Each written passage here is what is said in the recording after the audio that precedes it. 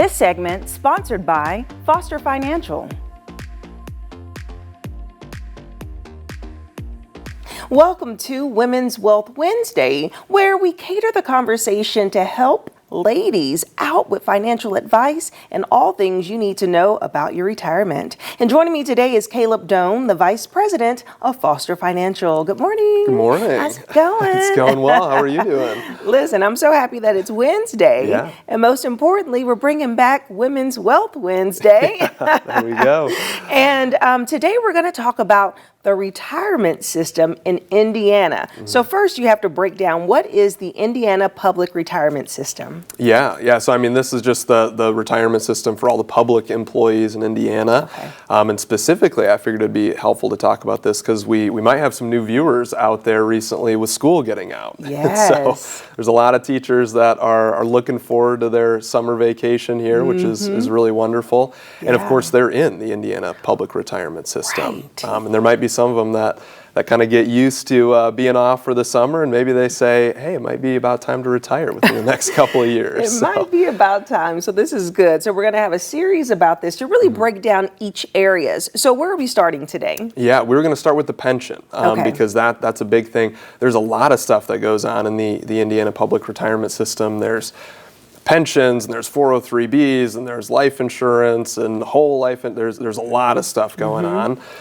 Specifically with the pension, this is probably the biggest decision that the people in the Indiana Public Retirement System have to make when they retire is what sort of pension payout strategy do I want to choose? And basically this is just how you ultimately receive your pension. Right. And two of the main strategies are either a straight life pension, which is probably the simplest one, and then there's the 100% joint and survivor. And there's different options kind of in between those, but those are sort of the two extremes. A straight life pension just pays out for your life only. And so if you're a teacher at home, you have a husband, let's say, you decide to take the straight life pension, heaven forbid, if she were to pass away, that pension would stop with her. It would not continue on if the husband was still living. Okay. With the 100% joint and survivor, though, it would continue on. But the big kind of caveat is that the 100% joint and survivor pays less per month, okay? So you're getting less per month for that added benefit of it covering your spouse if you were to pass away. Okay, so everyone that works in Indiana with a public job, they automatically have a pension lined up, or does it just matter the type of business that they work for? Yeah, it depends on their specific role. A lot of times, specifically teachers, if they're close to retirement, they're likely in.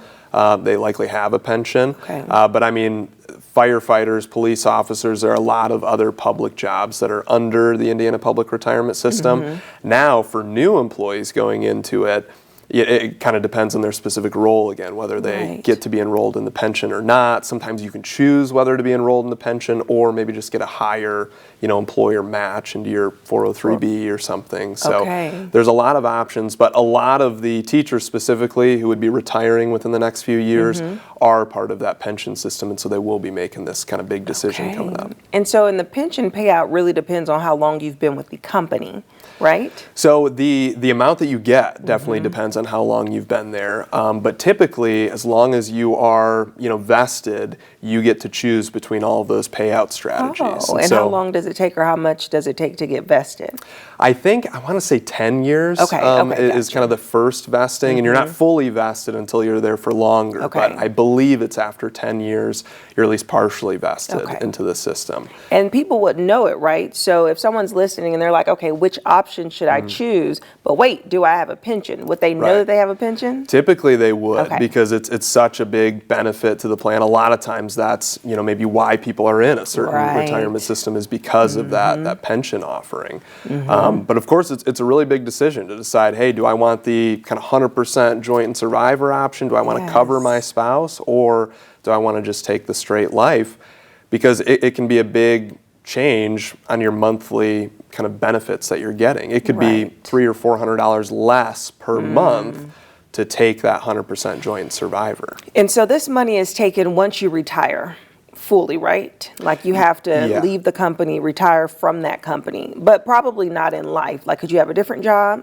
Yeah, Okay. you could have a different job. So you just Typically, get- it needs to be, I think, outside of the Indiana public Okay. retirement system for like a certain number of years.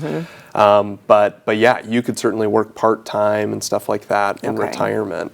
But yeah, all the pension payout strategies, there's a lot of factors that kind of determine Yeah. what somebody should take, including, how old their spouse is. If their Right. spouse is maybe 5 or 6 years older than them, and it's unlikely that their spouse would outlive them, maybe they don't need to take the 100% joint survivor. Maybe they just take the straight life because it would be unlikely that their spouse would outlive them, or vice versa. If their spouse is a lot younger and they're kind of, counting on that pension to be there for Right. both of their lives, maybe they need to take the 100% joint survivor. Ooh, Caleb, that is a tough one because really life is unpredictable. So Right. those are ones older, the younger person could pass first. Yeah. And so how does the second one work? Okay, so the straight one, like you said, they get perhaps a little extra benefit monetarily, and they get it for as long as that person lives. Yeah. Now the joint survivor, is it as long as the husband lives? Like for the rest of his life, he will Yep. get that payout too? Ooh. Yeah, that's exactly right. So, Okay. and of course you get, less benefit Yeah. throughout that. And if, it's irrevocable too. So, I mean, if you make a decision and then a year later you're like, oh, wait, I want to switch it, you can't do that. Yeah. And of course, a horrible situation would be, let's say a wife takes the 100% joint survivor, she's a retired teacher, she wants to cover her husband. If he were to pass away a couple years into retirement, now that 100% joint survivor, it's not covering anybody else, right? Because her husband passed Yeah. away, and she's still getting that lower benefit every single month, even though, it doesn't have a spouse to Yeah. cover. And so there are some kind of alternate options that we use too. Maybe we Okay. buy some life insurance on the wife. Maybe we fund some life insurance with the pension that she's getting. That way it can still cover the husband if she were to pass away, but it covers those other situations as well that maybe the pension plan doesn't, initially cover. Yeah. So there's kind of a lot of strategies that we use. Wow. And now I'm thinking, well, what if both of them have pensions? Yeah. So then it would be best to do the straight on both of them. That's what some of the people use. Yeah. But of course, another, horrible situation too, they've both worked at the company for so long and they both take the straight life pension and they pass away a couple years into retirement. It's like, hey, they worked there for so long and there really wasn't a huge benefit of it. Nothing goes to the kids, right, with that pension, which maybe, they don't have a big goal to leave money to the Right. kids, but that could be another thing that they kind So of the look at. 100% joint offers the benefits to the kids? Not quite, Okay, but okay. a life insurance strategy, which is something that we Okay. often use, could go to the kids. And so there are a lot of benefits both within the retirement plan and outside of that people have to Yeah. look at when making the decision. Oh my goodness. So many things to think about, Caleb, and that's why we need an expert like you to break down that financial information. So thank you so much. Yeah, thank you. And if you would like more information about Foster Financial, we'll have their website and their phone number listed below. Give them a call and set up an appointment. We'll be right back. This segment sponsored by Foster Financial.